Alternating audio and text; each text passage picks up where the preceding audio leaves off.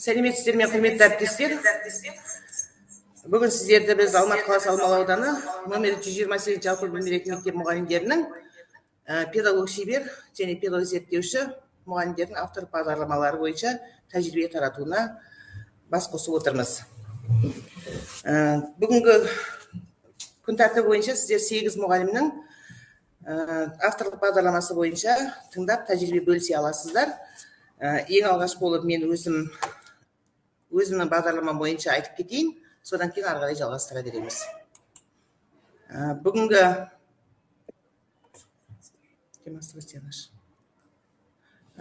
Бүгінгі күні тыңдайсыздар сіздер бірінші ағылшын тілі пәнінен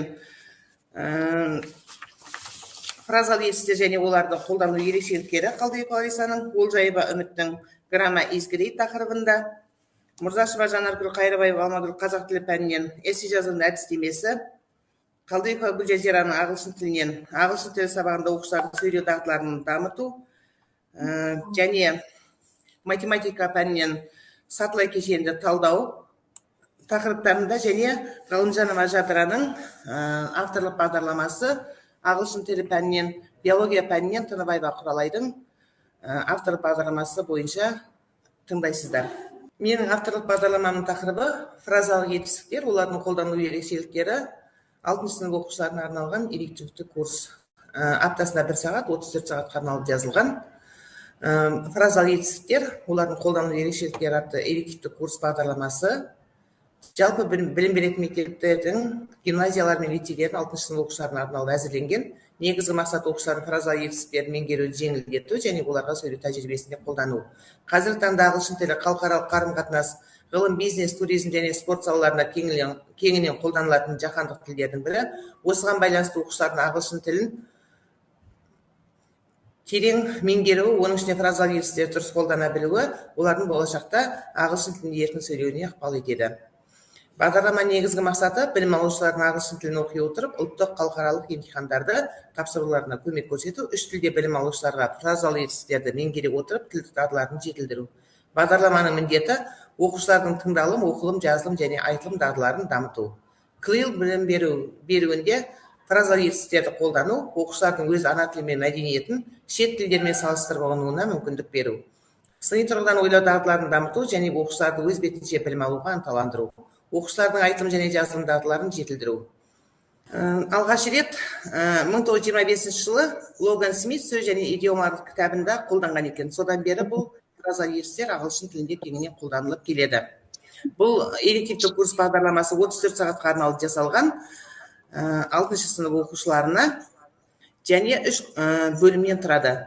Introduction of phrasal verbs 2 сағатқа, commonly used phrasal verbs 9 сағатқа арналған, және using phrasal verbs in different kinds of situations 13 сағатқа арналған. Бұл жерде жалпы фразалы бөліктерге байланысты фразалы етістіктердің қандай түрлерге бөлінеді, ол қай кезде қолданылады, және екінші бөлімінде әртүрлі жиі қолданатын етістіктер мен фразалы етістіктер тіркестер қалай жасалады, қандай тапсырмалар орындауға болады.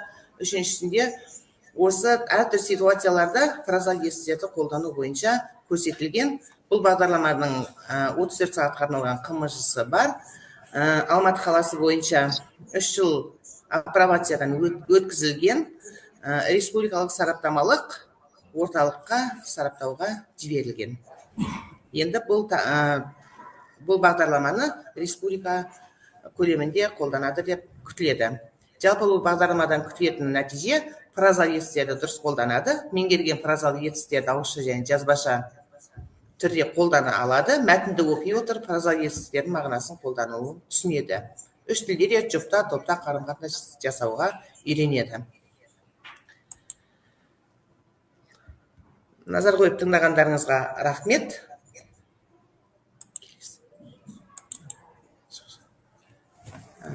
Енді келесі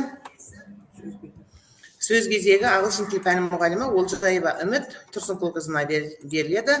Ол кісі грамма is great тақырыбындағы бағдарламасымен бөліседі. Сәлеметсіздер ме, құрметті әріптестер?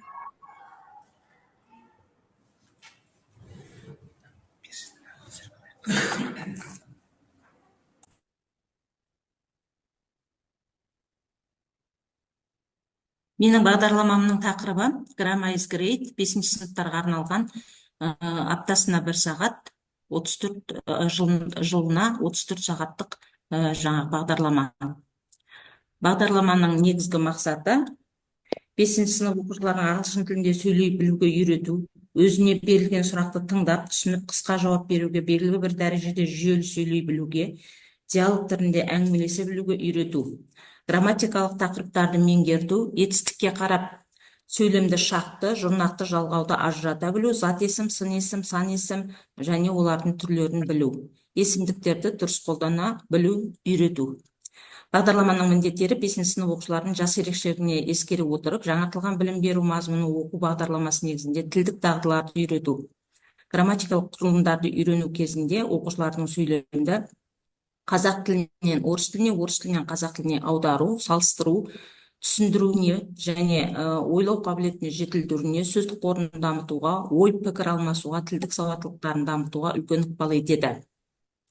Бағдарламаның өзектілігі, яғни біздің ағылшын тіліндегі контент, listening, reading, writing осы жаңағы нелер қолданылады және оқушылардың олардың жетістіктерін бағалауға, ақпарат беруге мүмкіндік береді.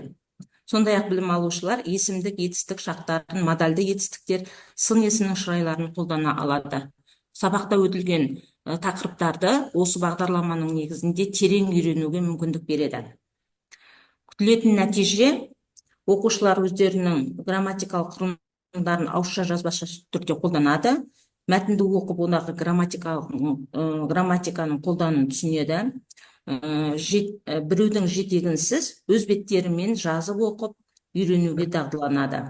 Және топта, жұпта қарым-қатынас жасауға үйренеді, грамматикалық структураларды дұрыс қолданады, ауызша сөйлеуде, жазбаша жазуда. Және өз пікірлерін еркін айтып, оларды дәлелдеп, ақпарат бойынша қорытынды жасауға мүмкіндік береді. Ағылшын тілінде сөйлей алатын тілдік құзыреттіліктерін қалыптастырады. Менің бағдарламам, яғни мынандай 5 бөлімнен тұрады. Бірінші бөлім nouns and articles. Ол жерде жаңағы сан есімдер, зат есімдердің көптігі, көпше түрі, саналатын, саналмайтын деген сияқты. Одан кейін екінші бөлім есімдіктер, сын есім, есімдіктер, есімдіктер. Одан кейінгі бөлім жаңағы етістіктер, есімдіктер, шылаулар. 5-ші бөлім сан есімдер және ағылшын тіліндегі кездесетін структуралар. Яғни осы бағдарлама негізінде қолдана отырып, 5-ші сыныптарға өте қатты қиын жағдай тудырмайтын, өздерінің оқыған білімдерін ары қарай шыңдай алатындай тақырыптар енгізілген. Және бұл бағдарламадағы берілген грамматикалық структураларды әртүрлі жаңа ресурстар арқылы да балаларға үйретуге өте тиімді. Мына сілтемелер арқылы қалай жаңағы бұл ресурстарды қолдануға болатын өздеріңіз көрсеңіздер болады. Яғни Bamboozle, Wordwall деген сияқты, мына жерде Genially деген сияқты ресурстар қолданылған. Бағдарламада 34 сағатқа арналған қымыжы жасалынған, сараптамадан республикалық өтуге беріліп қойылды. Енді соның нәтижесін күтіп отырмын.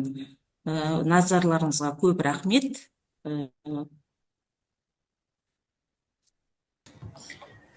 Енді келесі тыңдайтын бағдарламаларыңыз биология пәні мұғалімі Тыныбаева Құралай Мұратынаның биология пәнін оқытуда PISA тапсырмаларын қолдану элективті курс бағдарламасы бойынша тыңдайсыздар. Саламатсыздар ма, құрметті әріптестер? Бағдарламамның тақырыбы биология пәнін оқытуда PISA тапсырмаларын қолдану. PISA дегенімізді өздеріңіз білесіздер. Program for International Student Assessment, халықаралық оқушылардың білімін бағалау бағдарламасы. Енді бағдарламамның мақсаты оқушылардың биология пәнінен функционалдық сауаттылығын арттыруға бағытталған тапсырмаларды орындау арқылы ғылыми зерттеу дағдыларын дамыту. Бағдарлама міндеттері биологиялық ұғымдарды түсіну, ғылыми ақпаратты талдау, эксперименттер жүргізу, зерттеу нәтижелерін сыни бағалау, логикалық ойлау дағдыларын дамыту, себеп салдар байланыстарын анықтау, ғылыми мәселелерді шешу, практикалық жағдайларда білімді қолдану. Бағдарлама өзектілігі функционалдық сауаттылықтың маңыздылығында жатыр. Пиза тапсырмалар арқылы оқушылардың білімін бағалау халықаралық стандарттарға сай келеді. Ғылыми зерттеу дағдыларын дамыту қазіргі заманның талабына сәйкес. Оқушылардың логикалық ойлау қабілеттерін дамыту білім сапасын арттырады. Бағдарлама оқушылардың болашақтағы кәсіптік бағдар алуына ықпал етеді. Енді осы бағдарламадан күтілетін нәтижелер оқушылардың функционалдық сауаттылығын артады, ғылыми зерттеу дағдыларын дамиды, логикалық ойлау қабілеттері жетіледі, биологиялық ұғымдарды түсіну жақсарады, ғылыми ақпараттарды талдау күшейеді, эксперимент жүргізу дағдылары қалыптасады. Негізінен бағдарламам 4 бөлімнен тұрады. 8-ші сыныптарға арналған қозғалыс, биофизика, координация және реттелу, заттардың тасымалдануы, тұқым қуалау және өзгергіштік. Мынау қысқа мерзімдігі жоспарым аптасына 1 сағаттан 34 сағатқа берілген. Мына жерде сіздерге үлгісі көрсетіліп тұр. Заман талабына сай 472 бұйрықпен жасалған. 3 тапсырма берілген. Оның 3-ші тапсырмасы көріп отырғандарыңыздай мәтінмен берілген. Мәтіннің өзінің жауабымен түгел жасалған. Енді осының ішінде сіздерге бір мәтінді оқып көрсетіп кетейін. Мысалы, қан тапсыру туралы хабарландыру. Қан тапсырудың маңызы өте зор. Адам қанын толық алмастыра алатын зат жоқ. Сондықтан қан тапсырудың адам өмірін құтқаруда маңызы зор. Францияда қан құю арқылы жыл сайын 500 мың науқастың өмірін жеңілдетеді. Қан алу үшін стерилді бір рет қолданылатын құрал саймандар пайдаланылады. Қан тапсырғанда сіздер ешқандай қауіпке ұшырамайсыздар. Осы сияқты енді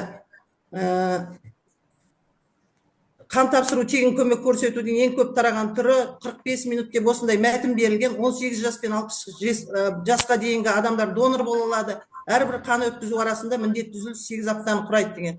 Енді осы сұрақ берілген, сұраққа осы мәтінге қарап отырып оқушылар жауап беру керек. Осының ішіндегі сұрақтың жауабы, мысалы 18 жастағы қыз 2 рет қан өткізгісі келеді дейді. Бірақ мәтіннің ішінде әрбір қан өткізу арасы міндетті 8 аптаны құрайды. Қорыта келе, пиза тапсырмаларын биология пәнін оқытуда қолдану оқушылардың ғылыми түсініктерін тереңдетіп, олардың сыни ойлау қабілеттерін дамытуға, нақты өмірдегі мәселелерді шешу дағдыларын қалыптастыруға үлкен ықпал етеді. Дей келе, өзімнің Ушинскийді мұғалім ісі сырттай қарапайым болғанмен тарихтағы ең ұлы істің бірі деп аяқтағым келеді. Назарларыңызға рахмет. Рахмет Құралай Мұратовна. Енді келесі сіздердің тыңдайтындарыңыз ағылшын тілі пәні мұғалімі Қалдыбекова Гүлжазираның авторлық бағдарламасы бойынша тыңдайсыздар. Сәлеметсіздер ме? Менің авторлық бағдарламамның тақырыбы ағылшын тілі сабағында оқушылардың сөйлеу дағдыларын дамыту. Бұл бағдарламаның мақсаты ағылшын тілін мектеп оқушыларына арналған және олардың ағылшын тілінде сөйлеу дағдыларын дамыту әдістерімен таныстыру. Заманауи оқыту әдістерін қолдану арқылы оқушылардың қызығушылығын арттыру және олардың тілді еркін меңгеруіне жағдай жасау. Коммуникативтік құзыреттілікті қалыптастыру шет тілдерін оқытудың негізгі және жетекші мақсаты болып табылады. Шет тілінде сауатты қарым-қатынас жасау үшін грамматикалық ережелерді білу, сөз қорыңызды үнемі толықтыру, фонетикалық ерекшеліктерін білу, оқытылатын тілдің дәстүрі мен мәдениетін түсіну және әрине сөйлеу дағдыларын дамыту қажет. Қазіргі уақытта білім деңгейін көтеруде оқытудың жаңа түрлі белсенді әдістерін қолданып жүрміз. Бұл әдістер оқушыларды оқу тәрбие үрдіске белсенді қатысушы ету, олардың ынтасын, оқытылатын пәнге деген қызығушылығын арттыру болып табылады. Оқу тәрбие процесінің тиімділігі көбіне мұғалімнің сабақты дұрыс ұйымдастыру білуіне және сабақты өткізудің сол және жаңа формасын дұрыс таңдай білуінде. Сөйлеуге үйрету кезінде мұғалімдер қарым-қатынасқа деген көзқарасты қалыптастырумен байланысты белгілі бір қиындықтарға да кездеседі. Яғни коммуникативті функцияны ынталандыру мәселесі туындайды. Осы мәселелерді жою үшін ауызекі сөйлеуде дамытудың түрлі әдістерін ұсынылған. Сабақта ойын әдістері мен әндерді қолдану, ертегі фольклорын пайдалану, интерактивті әдістер, цифрлық білім беру ресурстарын пайдалану арқылы осы сөйлеу дағдыларын дамытуға болады.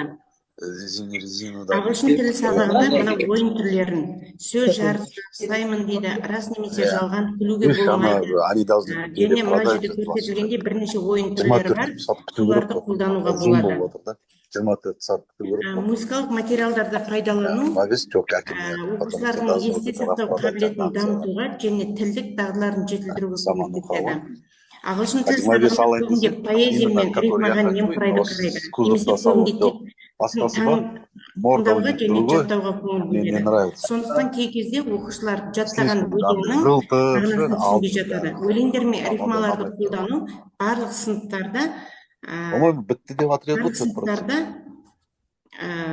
яғни білім берудің барлық деңгейінде назар аудару қажет етеді. Сол кезде ғана тілдік материалды оқытудың әсері артады. Ал келесі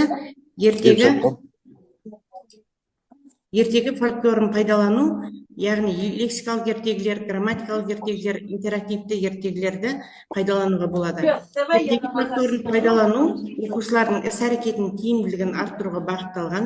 Ертегі мәтіндерінің мазмұны оқушылардың сөздік қорын кеңейтуге көмектеседі. Ертегінің көмегімен мұғалім барлық жағдайын дамыта алады. Сонымен қатар біз қазір көбінде түрлі интерактивтік әдістерді қолданып жүрміз. Оларға кластер, білемін, білгім келеді, білдім, синквей немесе 5 жолды өлең, миға шабуыл, топтық талқылау, аялдамалармен оқу, өзара сұрақ қою, болжау ағашы, жұмбақ әдістемесі, зигзаг әдістемесі, тіркеу журналы, су шеңберлері атап өтуге болады. Келесі, соңғысы, бұл заманауи технологиялар ағылшын тілін оқытуда үлкен рөл атқарады. Яғни біз сабақ барысында мына жерде көрсетілгендей learning up, Padlet, Kahoot немесе MindMap сияқты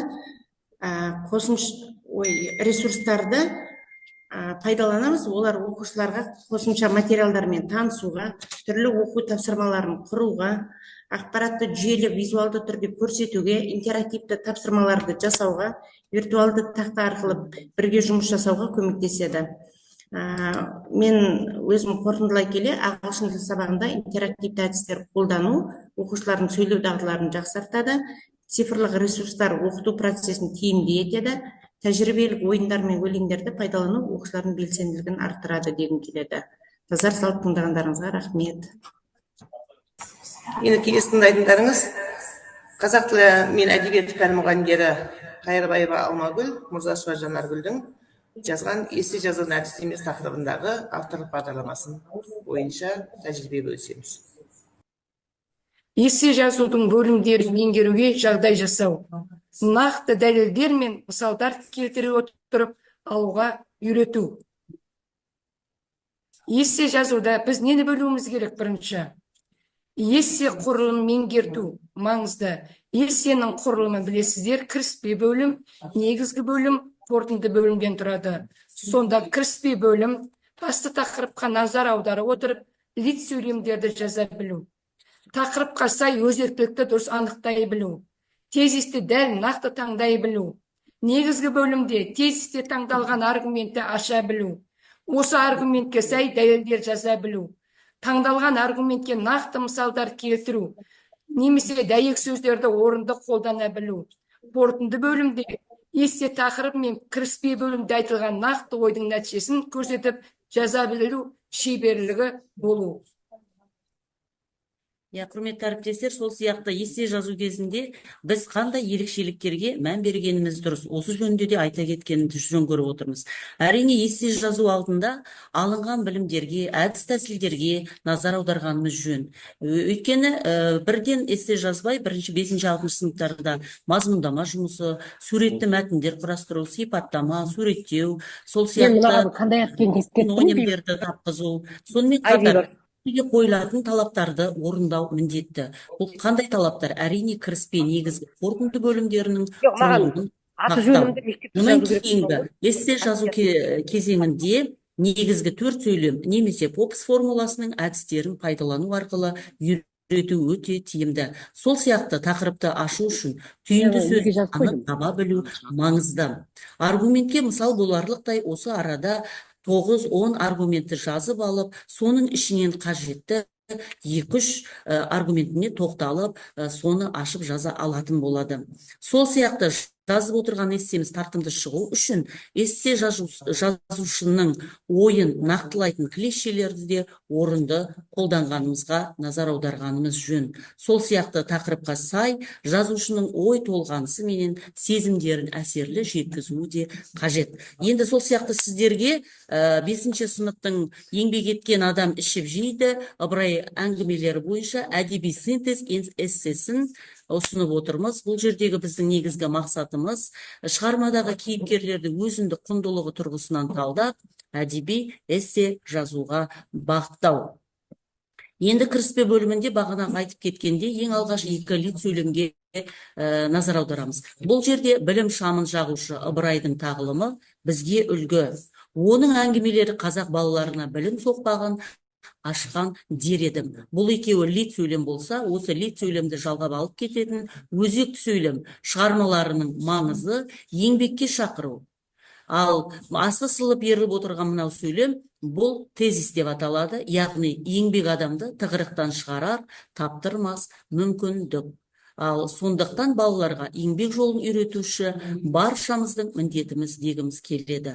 Бұл қорытынды сөйлем. Міне бұл сіздердің танысқандарыңыз кіріспе бөлімі болса, ендігі негізгі бөлім. Жаңа біз алған тақырыбымыздың өзі Ыбырай әңгімелеріне жеке кейіпкердің құндылығы болса, бұл жерде біз 3 шығармасын алып, 3 аргумент келтіріп отырмыз. Бұның біріншісі Тіленші Антонның еңбегі болса, екінші Атымтай Жомарт, үшіншісі әрине Қыпшақ Сейітқұл. Енді осы жердегі барлығына тоқталмай, мен сіздерге тек қана бір бөліміне, бір аргументіне тоқталып өтейін.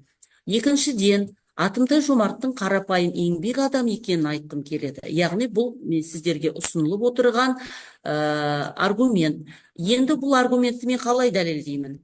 Себебі оның сонша байлыққа ие бола тұра еңбек етуі, қарапайым адамдарға көмек қолын созуын ерлік деп санаймын. Яғни бұл осы беріліп отырған аргументке дәлелдеме. Ал енді асты сызылып тұрған сөйлемдер бұл, яғни сол шығармадан алынған мысалдар болып табылады. Өйткені Атымтай тәкаппарлық тез жұғатын әдет деп санаған.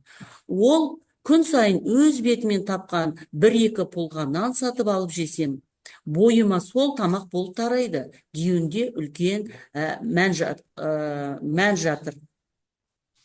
Дегім келеді. Міне осы тұста Атымтай Жомарттың еңбекке бейім адам бейнесін көре аламыз. Бұл жерде өз пікірімізді де қоса кеткеніміз абзал. Сол сияқты осы екінші аргументті қорытынды шығарамыз. Сол себепті еңбекпен келген нанның тәттілігін бала жүрегіне құя білуіміз керек деп ойлаймын.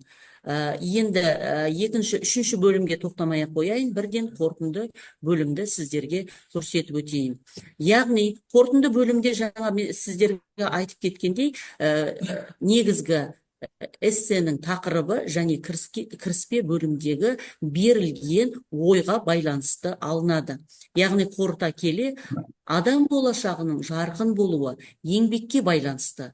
Ерінбей еңбек ете білген жетер жетістігі мол болады. Ыбырай шығармалары арқылы өресі биік ұрпағымызды еңбек сүйгіштікке тәрбиелейміз. Бұл сіздерге ұсынылып отырған бір ғана әдеби синтез эссесі. Ал басқа да осында эссе түрлерін осы біздің әдістемемізден көріп тамашалауларыңызға болады. Назар қойып тыңдағандарыңызға көп рахмет. Рахмет сіздерге. Енді келесі тыңдайтындарыңыз математика пәні мұғалімі Көтеков Нұрлан Нұрмұхамедовичтің ораз ақындарының сатылай кешенді талдау технологиясы бойынша жазған әдістемелік оқу құралы бойынша тыңдайсыздар.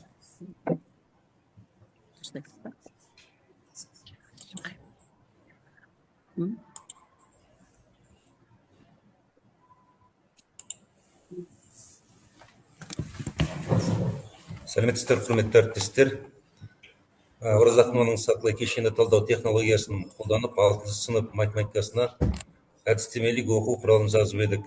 Қолданыста болуға оқушыларға және ұстаздарға көмегі болсын деген мақсатта сіздерге ұсынып отырмын. Оқыту мақсаты Математика пәнінің мазмұнын сапалы меңгеру, қамтамасыз ету, оқушылардың функционалдық сауаттылығын қалыптастыру, сонымен қатар басқа пәндермен байланыстыру, математикалық шығармашылыққа қызығушылықты және математикалық түйсік пен математикалық қабілетті дамыту. Екінші, теориялық білімді терең меңгеру, сауатты баяндауға, ғылыми түрде сөйлеу және жазу тәсілін қалыптастыруға жағдай жасау. Үшінші, пәнге деген қызығушылығын арттыру, оқытуды оқушының дамуына бағыттай ұйымдастыру. Бағдарламаның ерекшелігі: оқу материалының жүйелілігі, бірізділігі, табиғилығы, дағдыға басым бағыт беру. Білімнің базалық деңгейін барлық оқушылар үшін міндеттілігі, оқушыға өз деңгейін таңдауға ерік беру, оқушыларға берілетін білімнің саралануы, оқушылардың өз мүмкіндігіне қарай тек міндетті деңгейде кем емес білім алуға еріктілігі. Оқыту мен тәрбиенің бірлігі Оразақованың сатылай кешенді талдау технологиясының екінші деңгейінен бастап, мұғалім тек бағыт-бағдар беруші субъектілікті қызмет атқарады. Міндеттері: мұғалім оқушыларға мәселе қояды, ойлаудың жолдарын үйретеді, оқып үйрену барысында өз бетінше жұмыс жасау әрекетіне бағыт-бағдар береді. Сондықтан оқушы белсенді субъектіге айналады. Оқушылар өзара заңдылықтарды, теорияларды, ұғымдарды, ережелерді қорытып, бірлескен ұжымдық әрекет жасайды. Олар өзін-өзі бірін-бірі бақылау, бағалау, пікір айту, баяндау, проблемалық, ізденушілік, шығармашылық, зерттеушілікке бейімделеді. Оқушылар да өз біліміне деген сенімділік орнап, кез келген ортада құзыретті тұлға ретінде түрлі жағдаяттан шығуға машықтанады. Оразақованың сатылай кешенді талдау өрнектеу жолдары: тірек сызбалар, алгоритм, кестелер, жүйелер. Тірек сызбалар дегеніміз нәтижеге жету мақсатына біртіндеп сатылай орындалатын әрекеттер тізбегі. Алгоритм нұсқалар бойынша нәтиженің шешімі. Бағдарлама 36 сабақтан тұрады. Назар аударып тыңдағандарыңызға рахмет.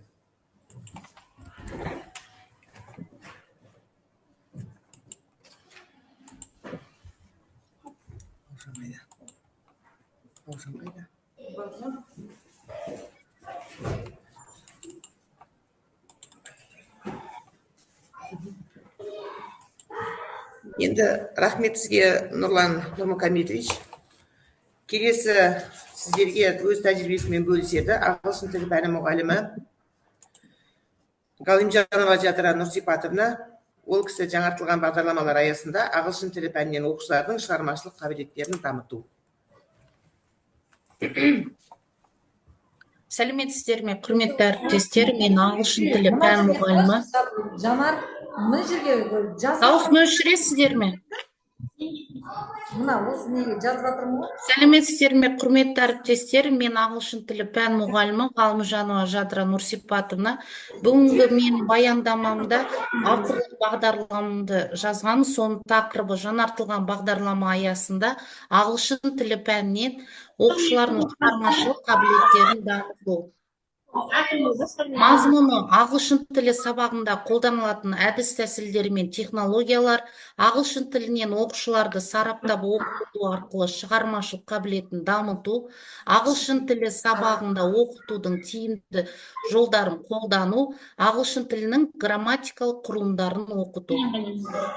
Бағдарлама мақсаты: заманауи білім беру талаптарына сай жаңа технологиялар мен әдіс тәсілдерді қолдану арқылы оқушылардың пәнге деген қызығушылығын арттыру, олардың білімін өмірде қолдана алуына жағдай жасау, көп тілді оқыту негізінде мәдениетті, әлеуметтік және кәсіптік тұрғыда бәсекеге қабілетті жеке тұлғаны қалыптастыру, оқушылардың ағылшын тілін меңгеру деңгейін көтеру мақсатында ойын технологиясын, ақпараттық коммуникациялық технологияларды және интерактивті интерактивтік оқыту әдістерін тиімді пайдалану арқылы олардың сөйлеу және жазу, тыңдау және оқу дағдыларын дамыту. Соны айтамын. Іспемде қазіргі заманда сапалы өмірде қолданылатын білім беруде осындай білімге қол жеткізуді мұғалімнің өздері өте білімді, білім беру технологиялары саласына мықты дағдыларын игерген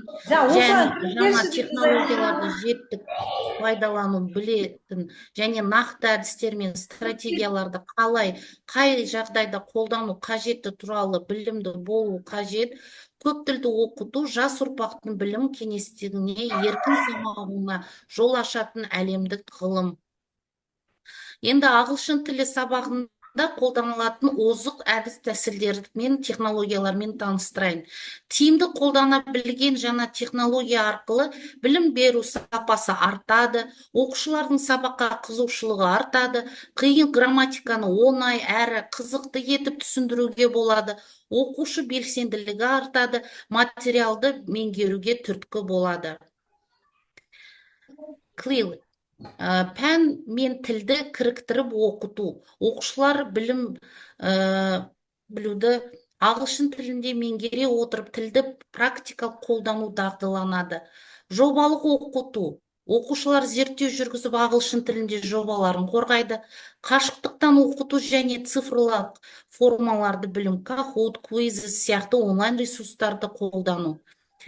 Геймификация, ойын арқылы оқыту, ой элементтері арқылы оқушылардың мотивациясын арттыру. Жазуды оқыту. Жұмыстың бұл түрі сауатты жазу дағдылары мен есте сақтау қабілеттерін дамытады. Ағылшын тілін оқытуда ең алдымен тәжірибелік мақсат қойылады. Оған оқушылардың сөздік қорларын байыту, сауатты жазуға үйрету, сөйлесуге көргендерін, естігендерін әңгімелеп беруге үйрету қажет. Ал бұл іс-әрекеттерді сауатты да дұрыс жазуға жүзеге асыру үшін грамматикалық жұмыс жүргізілуі керек. Диалог сөйлесудің ең негізгі түрі болып саналады. Адамдар арасындағы қарым-қатынас амандасудан басталады. Мұғалім сабаққа кіргеннен оқушылармен диалогта болады. Оқушыларға белгілі бір тақырыпта тапсырмалар беру арқылы сұхбаттар құрылады. Ауызекі сөйлесу, жауаптасу арқылы жүзеге асады. Ал жауаптасуға дейінгі дайындық кезеңдерде былайша саралады. Сонымен 3 кезеңге бөлемін. Мен оны бірінші кезең диалогпен танысу, екінші кезең диалогты жаттау, үшінші кезең диалогты қолдандыру, яғни сөйлесім іс-әрекетін ету. Ағылшын тілінен оқушылардың сабағында оқыту арқылы шығармашылық қабілетін дамыту.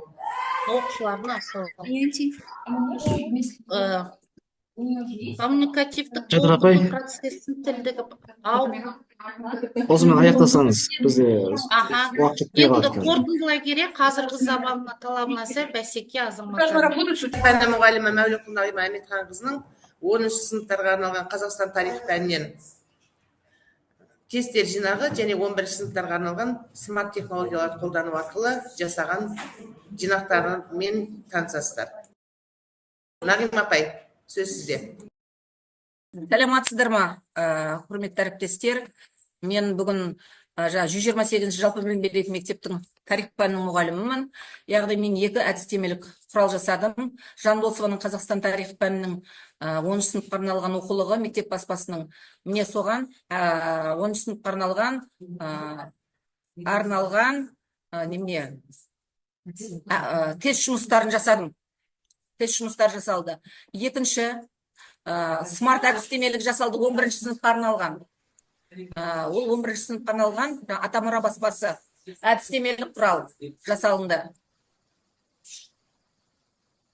Бұл әдістемелік құралдың негізгі мақсаты тарих пәнін оқыту үдерісін ұйымдастыру, тест жинақтарын 10-шы сынып оқушылардың тарихи білімін жүйелі түрде тексеруге, сонымен қатар оларды ойлау қабілетін дамытуға бағытталған. Оқушылардың Қазақстан тарихы бойынша негізгі міндеттері алған білімдерін тексеру, олардың деңгейін объективті түрде бағалау, тест жинағының көмегімен оқушылардың аналитикалық ойлау, салыстыру, қорытынды жасау дағдыларын жетілдіру. Смарт әдістемелік құралдың мақсаты 11 сыныптарға арналған Қазақстан тарихы пәнін терең меңгеруге көмектесу, оқушылардың білімін жүйелі түрде қалыптастыру, заманауи оқиғалардың процестерді түсіндіруге, талдауға дағдыландыру. Яғни жаңа технологияны пайдалана отырып оқушылардың оқу стиліне, қажеттіліктеріне келетін оқыту әдістерін ұсыну, соның ішінде бейне мазмұн, интерактивті тапсырмалар, тестті тапсырмаларды енгізу. Ал енді өзектілігі неде тест жинақтарының? Өйткені 11 сынып, 10 сынып оқулықтарында көптеген тест материалда жоқ екені белгілі. Сондықтан 10 сыныпқа арналған тест материалдарын толық жан-жақты жазылды. Ол 11 тараудан 60 параграфтен тұрады. Сол тест жинақтарын теориялық деңгейін анықтауға, материалдарды қаншалықты меңгергенін бағалауға, оқу құралдарының өз бетінше дайындалуға түрлі сұрақтар беру арқылы білімдерін тексеруге көмектеседі. Қазақстан тарихы пәніне арналған 10 сынып оқулықтарын жан-жақты оқып, осы тарихқа деген қызығушылығын арттыруға көмектесетіндігі белгілі. Ал енді смарт әдістемелік дегеніміз ақылды әдістемелік, яғни бұл бойынша қазіргі білім беру талаптарына сәйкес оқушыларға заманауи, интерактивті, тиімді әдістерді беруге мүмкіндік береді. Күтілетін нәтиже оқушылардың мұғалімдерге оқу құралдарын оңтайландыру, оқушылардың жетістіктерін бағалау, оқушылардың жетілдіру маңызды құрал болып табылады. Енді жаңа 10 сыныптың әдістемелік құралы 1178 сұрақтан тұрады. Оқушыларға қазақ халқының мемлекеттігінің қалыптасу жолдары, ұлттық біліктіліктің сақталуы, этникалық, мәдени үдерістердің туралы көптеген ақпараттар береді. Яғни бұл оқулықты білесіздер, сызықтық әдіспен емес, өркениеттік тұрғыдан берілгені белгілі. Сондықтан Қазақстан тарихы бұл көшпелі өркениетке көбірек көңіл бөлген. Сондықтан әрбір параграфты, тақырыпты түсіндіре отырып, сол тақырыпқа байланысты тест сұрақтары жан-жақты жасалған. Сол тест сұрақтарын жаттатқызып, сабаққа дайындық жасауға болады. Міне мынау өркениеттердің жаңағы 10 сыныпқа арналған оқу әдістемелік құралдағы тест сұрақтары осылай келеді. Әрбір тақырыптың соңында 60 параграф болса, 60 осындай тест құрастырылған. Тест жинақ ретінде дайындыққа өте таптырмас құрал. Ал смарт әдістемелік дегеніміз бұл ақылды әдістемелік, міне, яғни алаш қозғалысы деп келетін болсақ, алаш қозғалысының тірек пункттері арқылы былай берілген тұжырымдардың бәрі. Алаштың ұстанымдары толық берілген, мына беттерінде. Бір қарай отырып бірден табуға болады. Мысалы, алаш идеясы ұстанымдары толығыменен топтастырып кластер әдісімен берілген. Сонымен қатар екінші жерінде смартта тест сол тақырыпқа байланысты тест материалдары берілген. Үшінші бетінде сол тақырыпқа байланысты сәйкестік материалдары берілген. Үшінші, одан кейін қарқаралы петиция сәйкестендіру берілген. Одан кейінгі тақырыпқа мынандай жаңағы мәліметтері, сонымен қатар рет ретімен қою, сәйкестендіру қойылған екен. Міне осындай. Ал екінші тақырыптар жалпы ұлттық құндылықтар деген тақырыптарда, мысалы, ортақ осылай кластер әдісіменен, топтастыру әдісіменен негізгі берілетін материалдарды осылай мәліметінен салынды. Және осындай жаңа сәйкестендірулер берілді. Сәйкестендіру беріліп отыр. Ал енді бұл тапсырмалардың маңызы неде? Осыларға қарай отырып, өте таптырмас құрал деп есептеймін. Өйткені 10-11 сыныптардың тест материалдары біздерде өте аз, соған байланысты мен әдістемелік материалымды жасадым. Назарларыңызға рахмет. Егер осы материалды пайдалансаңыздар, өте оқушыларға құнды білім беретіндігіне сенімдімін. Рахмет назарларыңызға. Құрметті бүгінгі Мұхтар Әуезов атындағы 128 жалпы білім беретін мектеп мұғалімдерінің тәжірибесін бөлісуге қатысқан, вебинарға қатысқан Қарағанды қаласы, Алматы қаласы, Жетісу облысы, Алматы облысы, Астана қаласы, Жамбыл облысы, Атырау облысы және Алматы қаласының барлық аудандарынан қатысқан әріптестерімізге алғысымызды айтамыз. Егер қандай да бір осы авторлы бағдарламалар сіздердің көңілдеріңізден шығып, ары қарай қолданамыз десеңіздер, ары қарай да біз жұмыс жасауға дайынбыз. Рахмет барлықтарыңызға. Сау болыңыздар.